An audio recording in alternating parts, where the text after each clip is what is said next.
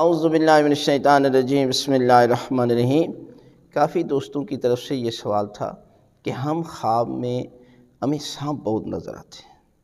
تو یہ ہے کہ یہ کتاب علامہ میسی کی کتاب تہذیب الاسلام میں اس خواب کی تعبیر بتائی گئی ہے، معصومین سے منقول ہے کہ ایک شخص نے امام سے پوچھا کہ مولا مجھے خواب میں سانپ نظر آیا، تو معصوم نے فرمایا کہ تجھے دنیا کا مال ملنے والا ہے۔ یعنی یہ سانپ انسان جب دیکھتا ہے تو کچھ لوگوں سے اپنے خواب بیان کرتا ہے تو وہ کہتے ہیں کہ تم پر جادو کیا گیا اور جو ہے وہ تمہارے نزدیک حسد جو ہے وہ بہت زیادہ آپ سے حسد کرتے ہیں۔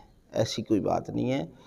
جب بھی سانپ آپ کو نظر آئے تو اس کا مطلب یہ ہوتا ہے کہ آپ کو دنیا کا مال ملنے والا ہے، لہذا انسان کو چاہیے کہ جب دنیا کا مال ملے تو اس دنیا کے مال کو، اس میں جو واجبات ہیں ان کو ادا کرے، اور باقی مال جو پاک ہو جاتا ہے اس میں سے بھی غریبوں اور مسکینوں کو پر خرچ کرے۔